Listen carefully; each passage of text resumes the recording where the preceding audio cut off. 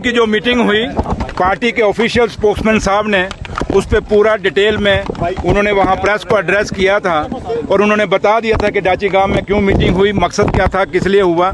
और सबसे बड़ा जो फैसला वहाँ से निकल के आया कि जम्मू कश्मीर को स्टेट का दर्जा बहाल किया जाए।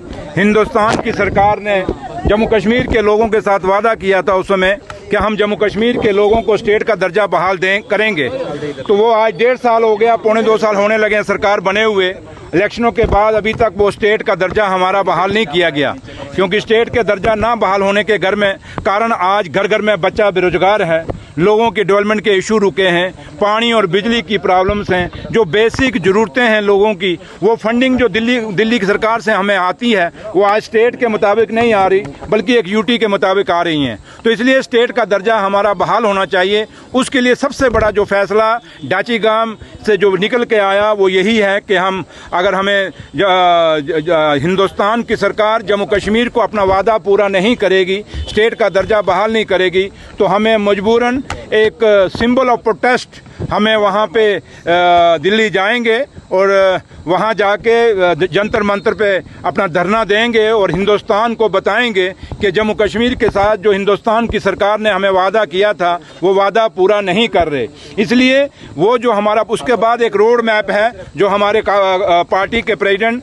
कायदे सानी डॉक्टर फारूक अब्दुल्ला साहब ने बनाया है। और पहला हमारा जो उस रोड मैप का जो पहला हमारा हिस्सा है वो यही है कि हम दिल्ली जाके ऑल लेजिस्लेटर्स, और उसमें हम ये पार्टी ने यही फैसला किया कि हम सारी अपोजिशन पार्टियों को अपील करेंगे, इंक्लूडिंग जम्मू कश्मीर की जो बीजेपी है उसको भी हम अपील करेंगे कि जब हम वहाँ जंतर मंतर पे धरने पे बैठेंगे ये भी आके, क्योंकि अगर ये सच्चे सही मायने में जम्मू कश्मीर के लोगों के रहनुमा हैं और हमदर्द हैं तो ये आके उस धरने में बैठेंगे। अगर नहीं बैठेंगे तो समझ लीजिए कि हाथी के दांत खाने के कुछ और दिखाने के कुछ और। ये फैसला जंतर मंतर पे होगा कि जम्मू कश्मीर का कौन सी पार्टी जो है जो जम्मू कश्मीर के बेरोजगार बच्चों का हक में है और जम्मू कश्मीर के बेरोजगार बच्चों को रोजगार देना चाहती है। ये मैंने कहा आपको जहां तक ताल्लुक है कहां स्टेप डाउन करना है, ये क्या करना है, ये मीडिया में नहीं होती बातें।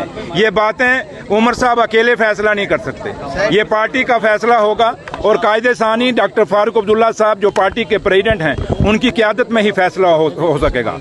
उमर अब्दुल्ला साहब इस ऐसे जहां अगर आप कह रहे हैं, मुझे तो ये बयान कहीं दिखा नहीं, लेकिन आप कह रहे हैं तो उमर साहब का फैसला पार्टी ने डिसाइड करना है क्योंकि वो चीफ मिनिस्टर हैं, लेकिन पार्टी प्रेसिडेंट ने फैसला करना है कि पार्टी उमर साहब ने हुकूमत में रहना है या नहीं रहना। तो इसलिए सबसे बड़ा फैसला जो है वो कायदे सानी डॉक्टर फारूक अब्दुल्ला साहब के पास है क्योंकि वो पार्टी प्रेसिडेंट है। पार्टी प्रेसिडेंट और उनको पता होगा। और सबसे बड़ी बात ये प्रोवोकेटिव ऑनरेबल चीफ मिनिस्टर साहब का है, ये वो फैसला करेंगे। बाकी जो मैंने आपको दाची गांव का हवाला दे दिया है मेरा वही बात है और पार्टी का ऑफिशियल स्पोक्समैन ने भी उस पर अपना बयान दे दिया। तो मुझे लगता है मुझे ज्यादा इस पे कहने की अब जरूरत नहीं है। एक मकसद है कि बीच में से कुछ ना कुछ मैं बटोरूं, वो मिलने वाला मुझसे है नहीं, तो इसलिए जितना मैंने कह दिया उतना ही काफी है। तो लिहाजा अगर किसी और का कोई सवाल है तो ठीक। जर्नलिस्ट ने सरदार जी कब कौन सी सरकार, जब बीजेपी की सरकार थी आपको याद होगा, उसमें बीजेपी के एमएलए नाराज नहीं होते थे क्या?